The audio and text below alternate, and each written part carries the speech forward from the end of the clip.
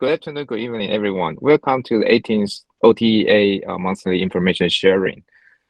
Today, we're going to share the topic, the power of the networking. And then we are very pleased to have Hector Xu, Mr. Hector Xu, to join us to share his experience. Hector, I know Hector actually for a while.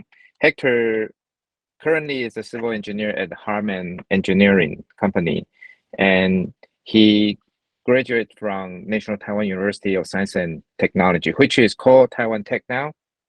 He obtained his bachelor and master degree from Taiwan Tech, and then he also got another master degree from Cal Poly San Luis Obispo. The very interesting is actually Hector is the two master degree. One is from geotechnical engineering, one is from structural engineering. So Hector is really expert in practice on both, dominating the both area. Um, and also Hector's unique experience is he has worked in 3 countries. And then also he has the professional engineer license in 2 countries, I believe. And then, as he mentioned, just 10 years ago, he just want to work at a local company like in Taiwan, but the life, is always there's always a detour or opportunity in your life, and then now he has accomplished such a achievement. So he would like to share his experience and then tell everybody what's the power of the networking. So now let's give a big applause to Hector, and then I'll give time to Hector. Okay, Hector, stage is yours. Thank you, Jay, and thank you, OTEA, for having me here. And thank you, everyone, for being here on the weekend. Without having this opportunity to make a presentation, I might not notice how far I've gone on my career. To be honest, when OTEA reached out to me, I wasn't sure what I can share with you guys since I didn't graduate from a top tier school, and I never worked for well-known international companies. But I think I do have something exciting listed on my resume that you may be interested in. For example, I got work experience in 3 countries. I got 2 master's degree in 2 countries, and I also got 2 professional civil engineer licenses in 2 countries. So if you ask me, how did I get to this point? My answer is, I don't know, truly.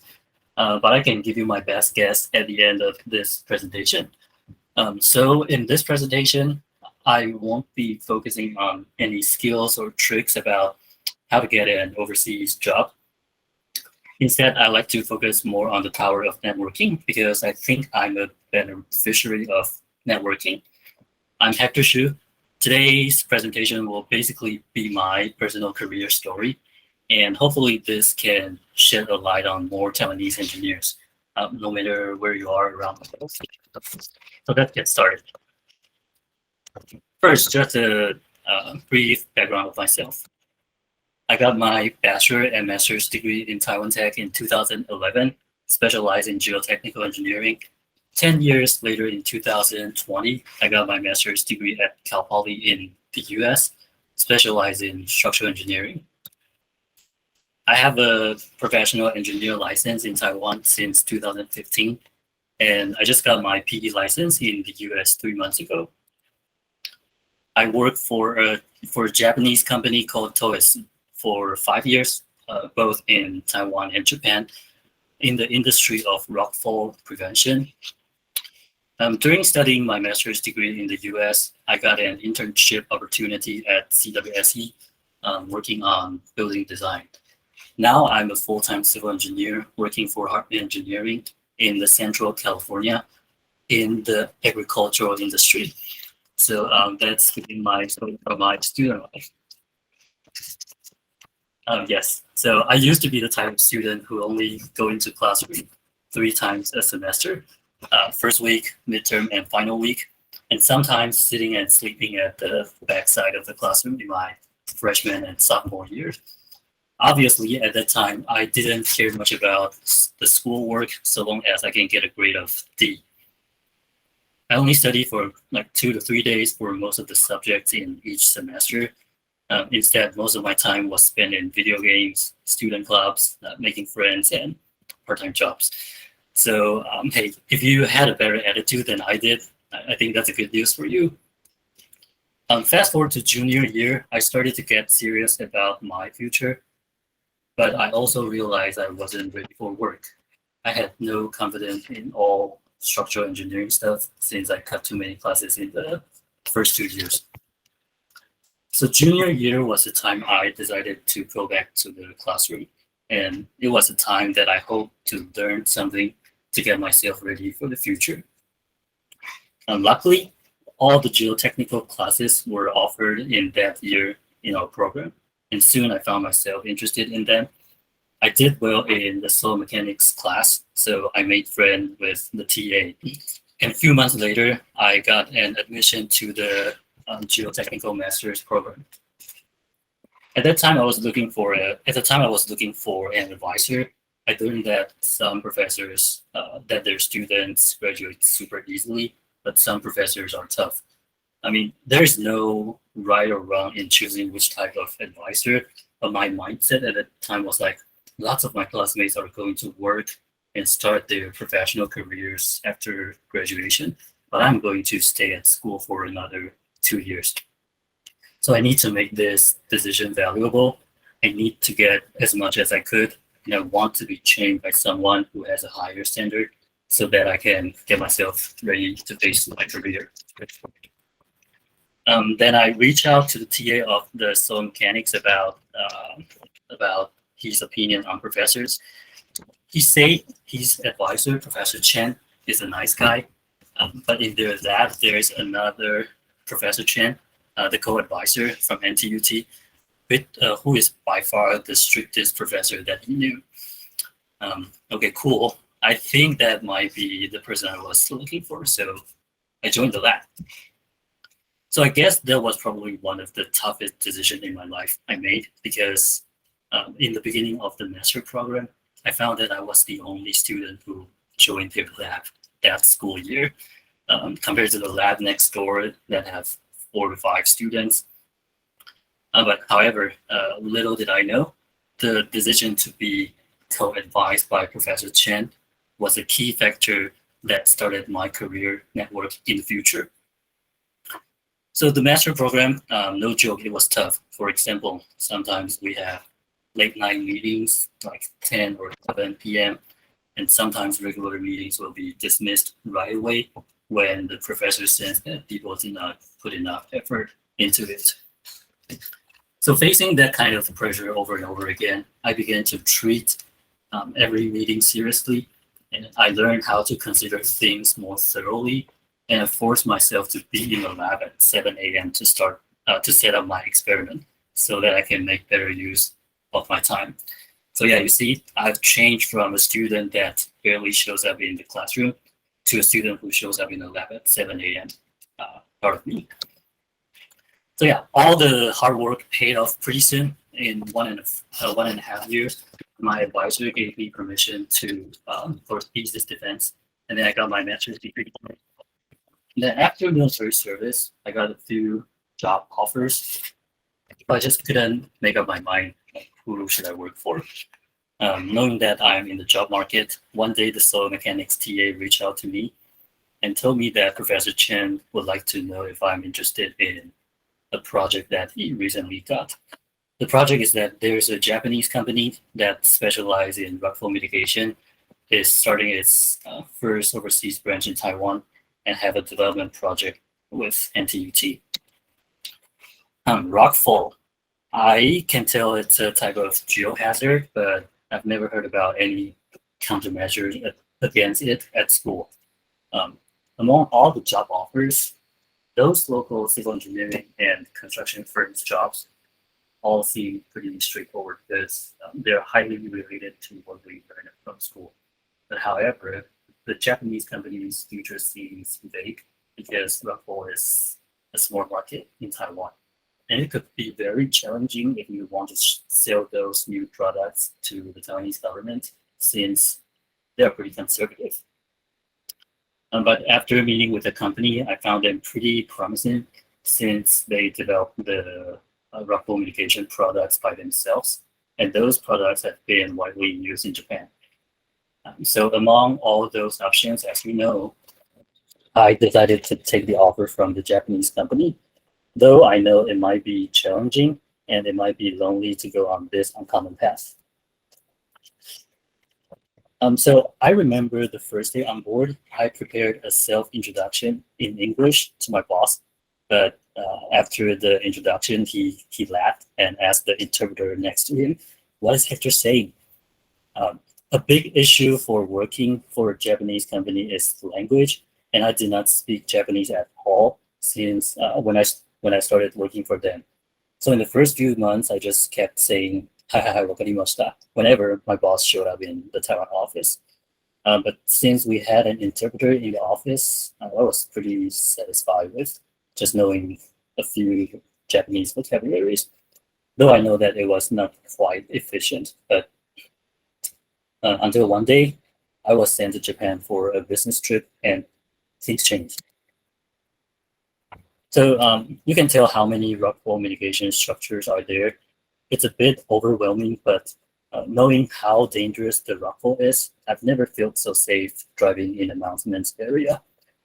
In Japan, I saw how they treat human life seriously and how they emphasize safety in the field works, how efficiently they distribute their jobs, and how hard they party after work. Everything was amazing, but I still had a hard time communicating with Japanese engineers since they barely speak English. But after that business trip, I was so inspired and I found strong motivation to learn Japanese. My goal was that the next time when I meet Japanese engineers, I want to communicate with them more efficiently.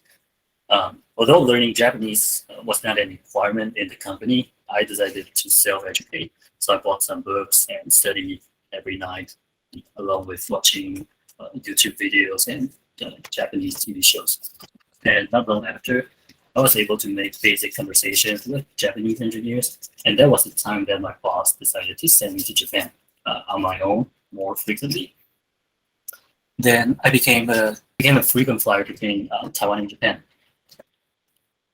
My job duty in the Taiwan office was to serve as a liaison to cooperate with local engineering firms to try to let the government buy these new rockfall mitigation ideas. On the other hand, in the Japan office, since these rockfall mitigation measures were all developed by our company, I joined the development team to execute the full-scale tests, data analyses, and modeling the structures.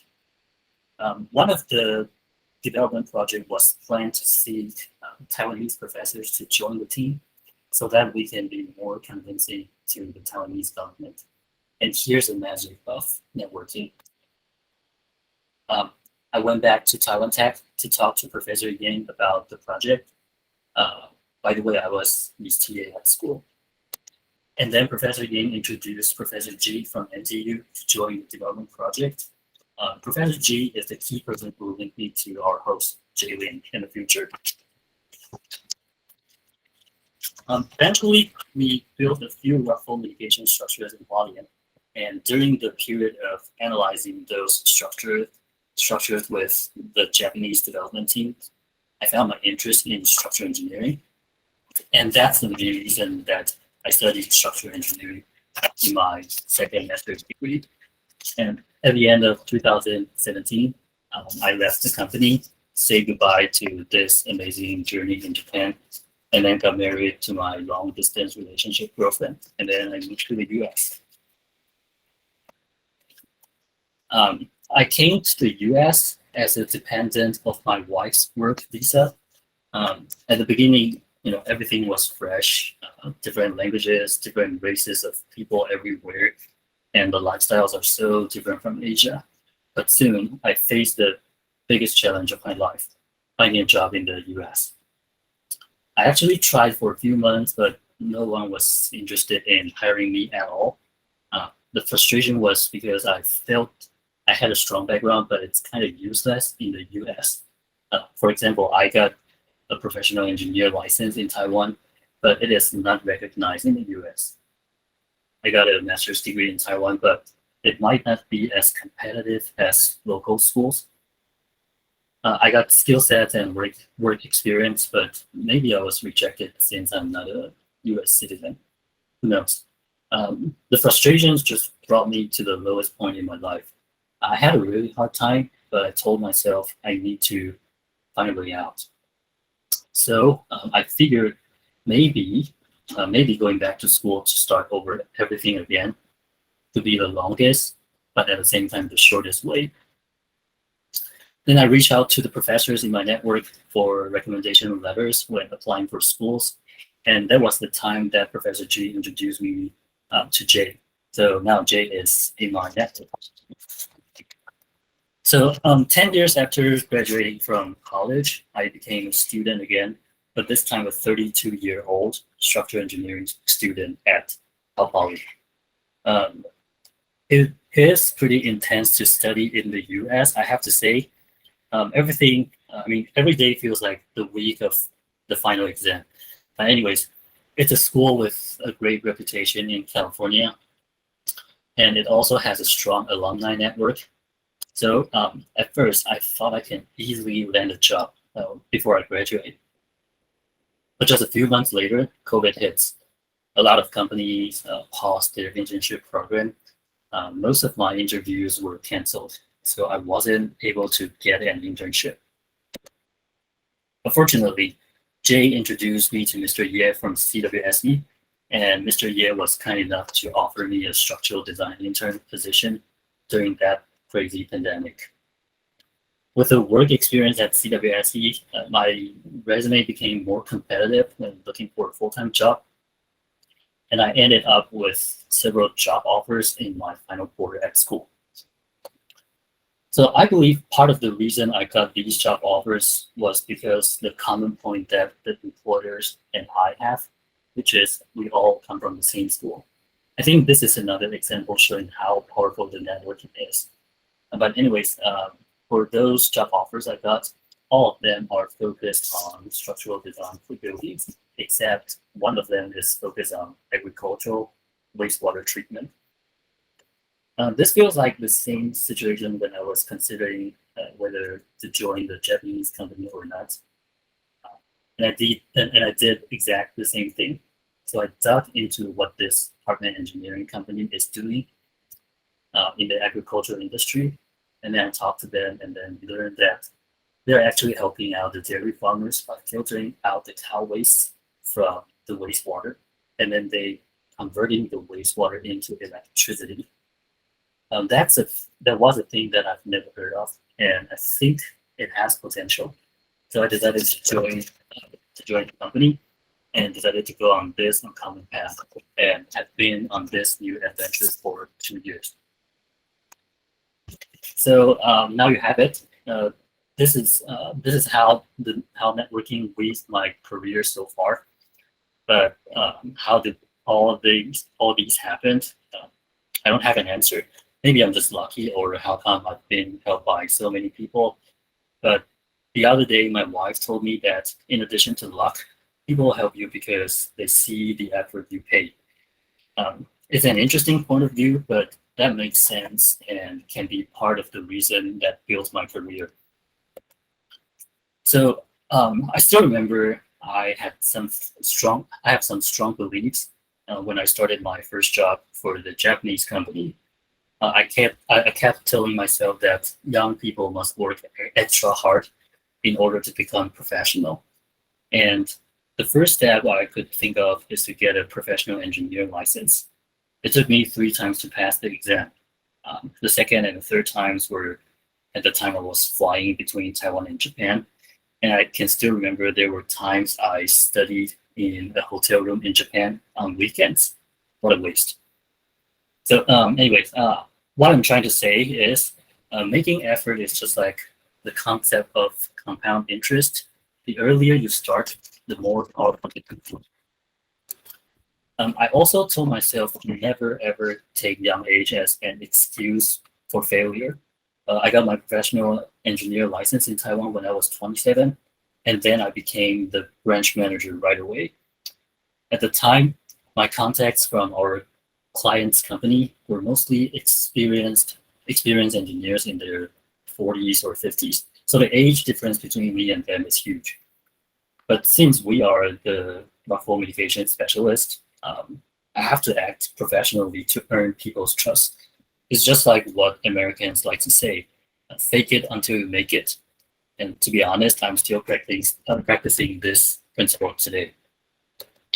So the last one is to be bold for unknown adventure.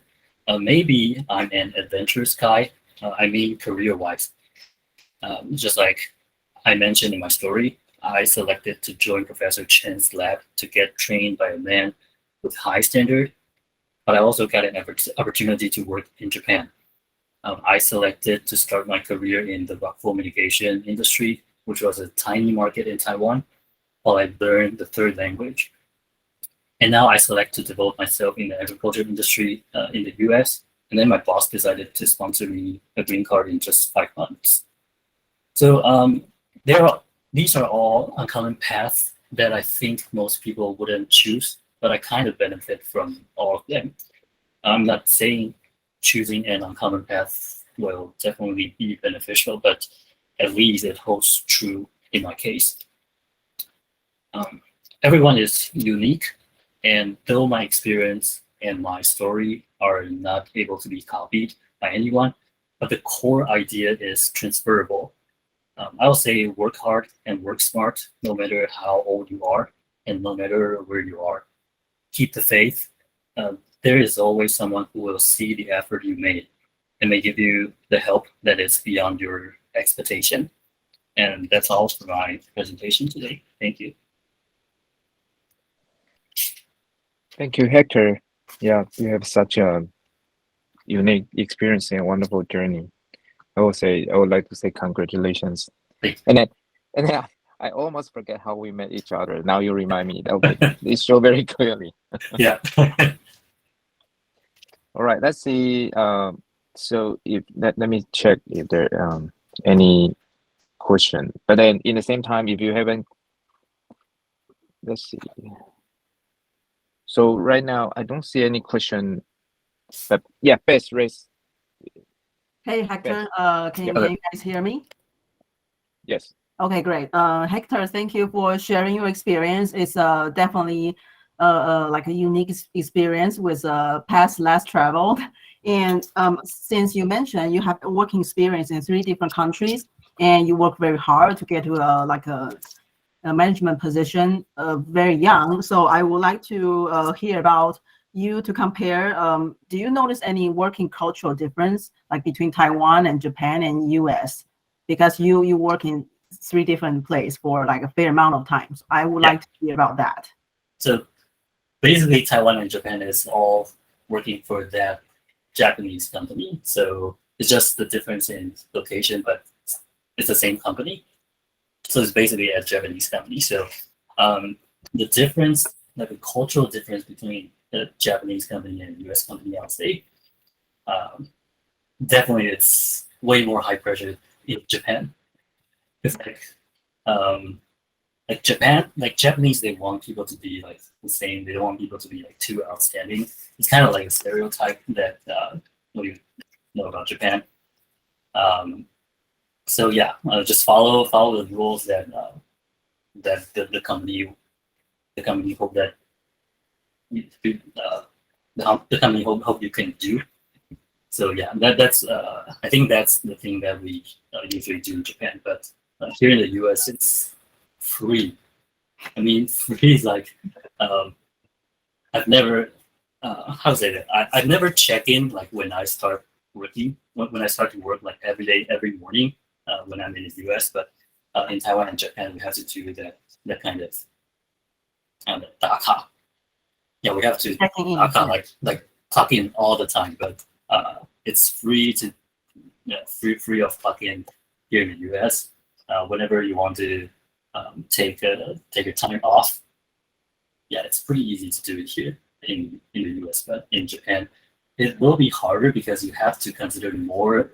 Like if I want to take next week off, probably it's gonna affect a lot of people's work. So you have to consider like more deeply before you make your your request. Thank you. Since no one is asking more, I would like to ask you like more, Okay. more questions. Well, since you mentioned you are working in the agricultural industry in US, that is very new to me. So, would you share your like recent project, like in your role, like how you get involved? And also, I have to apologize. I missed the part of your US career because I went to take a phone call from someone. Okay. Yeah. So my company, Harman Engineering, they are mainly focusing on like a wastewater treatment for dairy. Oh, okay. So just like the PowerPoint that I'm showing here, you see a cow here, and the cow, they create waste, right? They Mhm. poop, and then so there'll be water like flushing all those cow waste into the big pond, like the picture on the right side. By the way, the pond like at the center is like I think this will be like 70 meters times 70 meters, and it's like two-story high inside there. So it's like a huge pond. So um, they filter out all the waste and then turn the wastewater. I mean, use the methane in the wastewater and then convert it to electricity, so that the dairy farmers now get electricity, so they can sell it back to like local electric companies like PG&E. So that when they are dealing with the cow waste, they can also earn money from recycling the waste and change it to the electricity. So the first year I was in the company, I was all doing this kind of projects. So basically, it's more like civil side, but um, so I learned like wastewater and hydraulics, all those kind of knowledge. But besides like in addition to that, I also do some like concrete pits design, because so the picture, the image I shows here is just like cow and hooves and then electricity, but actually there are a lot of process like linking in between. Let's say they have like concrete pits, they have to that the water comes in and it flows in and it flows out, all those kind of things. So I was basically designing the structures for them. But last year was really interesting, because my boss, because we were in the agriculture industry, so not just dairy. Last year, my boss got a job from a pistachio factory. So that's a huge factory that they want to add more conveyors to make their pistachio production more efficiently. So I did all. I'll say for that addition, for the addition for that pistachio plant, 95% of the structure was designed by me. So we do like we use like posts to hold the conveyors, and then you just put a conveyor on it, and yeah, so that pistachio just come from this way and then convey it that way, and then it goes falls down and then convey to here or there.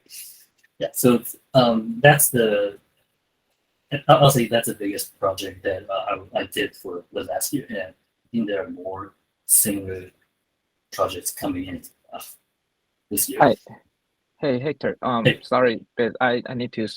There are question lined up in the chat box, so I Yeah, will no problem. read. No problem. I will Thanks read. for the detailed answer.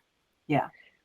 I will read the first one for you. Okay, so that Anthony Tai asked that to suggest a young engineer who wants to get a job in United States, will you recommend to get a degree and build a network at the time?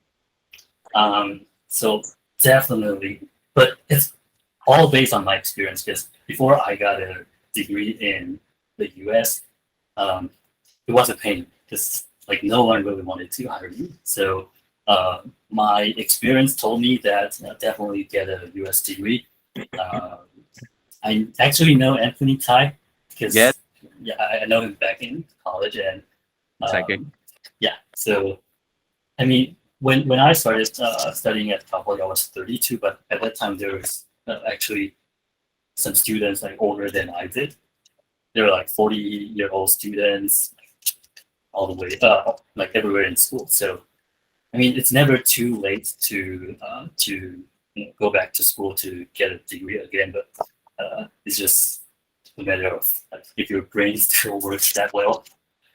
Yeah. So for me, I will say if you can go back to school, because when you go back to school, you can still starting to build your network at school. So that would And be my recommendation.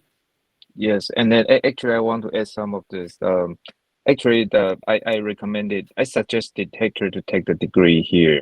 But then there are two ways. Actually, Hector didn't mention that, but then I think that time, that's really show Hector's characteristic, because he can take another master degree in geotechnical engineering. That would be much easier for him. But then instead of that, he take a further step. He took the structural engineer as a master degree to get that. So I think that's something really great. But because I've been working in AECOM US and hiring engineers, so I think we did get H1 visa to foreign to hire foreign, but then it's better that you have a US degree, that so people know your competence. And then second is then that also build up the that you have, how do I say that you're qualified to use your practical training, so the company can hire you. Because right now it's really hard to hire you directly as H1 visa. So there's also a period that you can use your practical training. That's one of the reason to get a degree in the US. And then next question from Mr. KJ Lin as Hector is that is it essential to get the degree in the USA if I would like to work in there? I think that's kind of similar, but then Hector, you can answer that question. Yeah. So I think just like Jay said, so at the beginning, in the very beginning when I came to the US, I was a dependent of my wife's work visa, and as a dependent of the work visa holder, I was not allowed to work. So that means at the time I was holding a visa called H4 visa, but if I want to get a job, get hired by anyone, the employer they must sponsor me a work visa, which is an H1 visa, and because they don't know you, right? Because you got a foreign degree and they don't know Taiwan Tech. What's that? They might not know what is that school. So I think it's kind of too risky for the company to pay a lot of money and then pay a lot of time to sponsor you a visa before before you're on board. But what I'm doing right now is because I got my I came to the US to study for a master's degree, and which I am using a student visa. So when you are holding a student visa after you graduate, let's say because we're all engineers, so if you graduate from an engineer, I mean if you get an engineering degree, after you graduate, you are allowed to work for 3 years.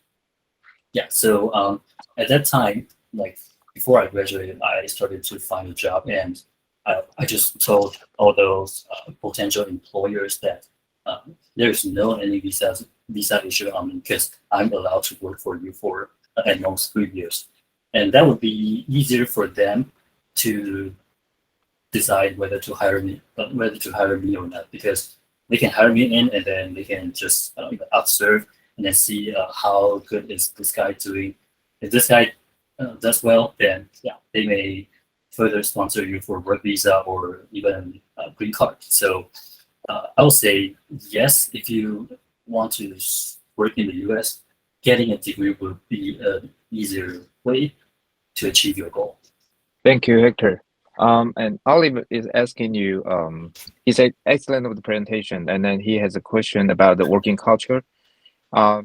He think Western countries may be more work and life balance. With your experience in three region, how do you feel about that? Yeah, definitely more work-life balance right over here because working in the agricultural industry, because the farmers, they wake up pretty early. So my work time is from 7 to 3:30 p.m.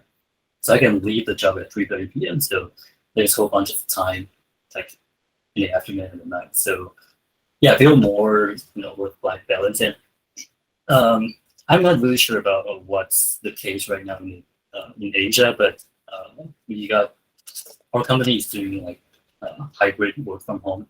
So so I only go to the office like 3 days a week. So yeah, there are 2 days that I can, wake up and then like wearing my pajamas and then turn on the computer and start working. So it heals my mind better. Like yeah, I don't really feel like so pressurized like as well as to working in Asia. Okay, thank you, Hector. I have the same feeling. Now I'm working in Asia, so. And Min Hong asking about the network. His question is, do you create it or just sees it? If created, could you share your tips about networking? No, never. I never paid attention to networking. I just be myself. Try to achieve those I want to achieve, and I just feel I'm lucky enough to be seen. So Thanks, Jay. Because the topic is about the power of network, so that's why I raised this question. If everything comes from lucky, then people it's hard to copy to learn from your experience. oh yeah. So sorry about the interruption. So that's yeah. I feel like I'm lucky, but I feel I can come to this point is maybe because of my beliefs. Is just like this page of PowerPoint that you can see. I practice all these beliefs from your PowerPoint. Actually, when you mentioned that your belief, it remind me one of the slogan on Star Trek. I don't know. So there's a slogan like you from Star Trek that for those people that are boldly go where no one has gone before. I think that match your third point. So one is everyone that you should get prepared because opportunity is left for that who get prepared, right? But then you also on your mindset you also need to be bold to the unknown adventure. But to do that through your process, I think you keep in touch with your professor regularly, and then you dare to ask help that if you want something and then you feel that you're helpless, that you dare to ask them for help, and then they can point you out for the opportunities and point you out to the new contact, and then you reach out to contact them, and then so people will introduce good people to friends, and then that's the power of the networking. Yeah, exactly. The interesting is because Professor Ge actually is Ge Yuning. Professor Ge I know Professor Ge back to 2010, and then actually it's through Edward.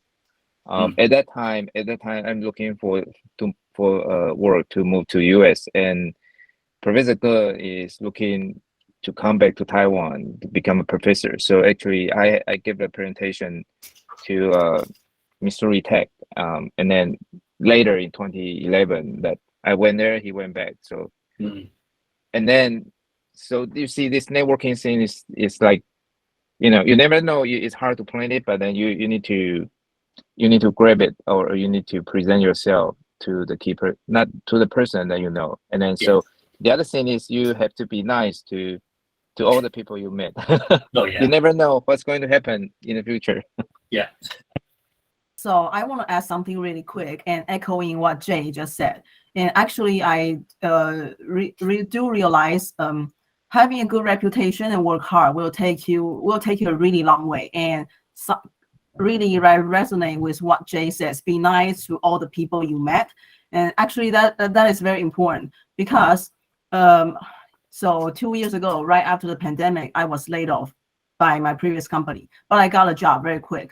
And through my network too. And after I get on board and working for like several months, my boss told me one of my reference, who that lady's also working in the same office. Well, he said, well, Lillian said you work very hard when she met you. That's of course, but also There was during the time that my company started letting a lot of employees go. Also, my team, my boss is start relocating all of his team members and letting people go. And Lillian heard my boss say, "Oh, please keep Elizabeth. Everyone can go, but she has to stay in the team." I really don't know, like, what did I do to like earn this high, like a high, to make she speak highly of me and my boss. But I think that's those small details adding up to something bigger. So that will be also my tips, like building good reputation and be nice to people you met. Yeah, well, that's just my 2 cents. Jillian asked, why do you study for a second master degree in the US instead of a PhD? That's a good question. Okay, so because first I'm not really interested in getting a PhD, and for some reason I just feel if you get a PhD, it will narrow down your career opportunities because like you are like the specialist, you're like this like the expert of the expert. So there will be less chance that the company will need your degree. So that's what I was thinking. So PhD is not an option to me. Is my purpose is to get a work, and like Jay said, yeah, he was surprised that I studied for structural engineering, but I was actually considering between like if I want like go an easy way to study geotechnical engineering again, or maybe I can just jump out to study structural engineering. But I feel that part of it is because I'm interested in structural engineering, and another reason is that I feel there will be more job opportunities for structural engineering background. So that's why instead of getting a PhD, I just get a master's degree. And the master's degree in the US is just normally just take you like 1 year. Yeah, so it's pretty quick that you can achieve your. From Vincent Lin, he has 2 questions. I will read the first one. The first one is, what made you decide to leave the Japan company and pursue a career in the US? For this, I was actually kind of stressed out at the end of my time in Japan and just try to turn a new page of my career. And yeah, so that's the main reason that I left the company, just kind of pressurized, like too pressurized at the time. And why come to the US? So if I haven't been in the relationship with my wife, probably I won't come to the US because at that time she was an international student and she just got her job here in the US. So after we got married, it's not possible to like bring her back from US to Taiwan because she just got her job. All right. So Vincent's second question is, it seems like the network you mentioned is more on Taiwanese who work in the US or have US experience in academia and practice. I think the question is, have you developed any US-based network or say US person? Are you still doing network after start with Harman? If so, by how? I think the network that I built in the US is mostly from school because studying with all those classmates, like we just like I think just like everyone do, like we discuss our homeworks like all the time, or like reference to each other's homework, and we build a good relationship. So yeah, I think by networking in the US mostly from school. So at Hartman, I am the only guy that knows how to design structure at Hartman Engineering. Previously, I didn't really have much experience in structural design. So let's say the pistachio factory that we did last year, it's not possible that my boss would allow me to design those things just by myself. So my boss, we cooperate with an external company, and there's a civil engineer also. He is like my mentor, and then he he reviews my work, and then he teach me like how to do some structural design and considerations. So we build a good relationship. Like we were constantly like talking to each other all the time. So it's kind of like, I can still build some relationship or like expand my network at this time, but it's not really like growing so fastly as compared to when I was a student here. Ray, hi, I appreciate your presentation. I agree the age shouldn't be an excuse part. I'm studying engineering in the US right now. I also been working on building up the networking recently. Do you have any suggestion about how to reach out to a stranger equipped with profound working experience on LinkedIn? So I would say first build up your LinkedIn profile in more detail. By the way, LinkedIn is very good place to keep your record and present it yourself more professionally.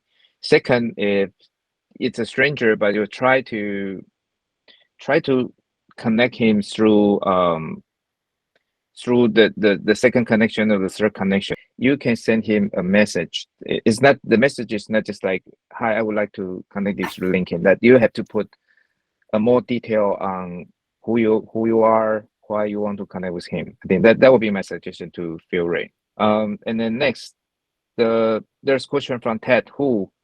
First of all, thank you for the wonderful presentation. May I ask you what is the most challenging thing about working in the US? I will say language, because sometimes it's so hard to like express myself, because sometimes I'm just like lacking a vocabulary when talking to my colleagues or boss. So I can just like, hey, let's draw this, or like let's we can just use other ways to substitute that language that I couldn't speak out or something. So that's, I think that's pretty challenging. And for the circumstance that when, let's say, when you are doing like video calls to clients, it's even harder because sometimes it's harder to like draw something or like do the body language through the video call. So I'm still trying to get myself better in English. So but compared to the first day I came to the US, I think it's way better because and I remember like for the first time I was here, like even if I go to a grocery store, I don't even know what the clerks start asking me. They just say like, "Oh, do you find anything okay?" But kind of like that. Yeah, it's getting better, but I still feel it's a bit challenging. Thank you for the wonderful presentation.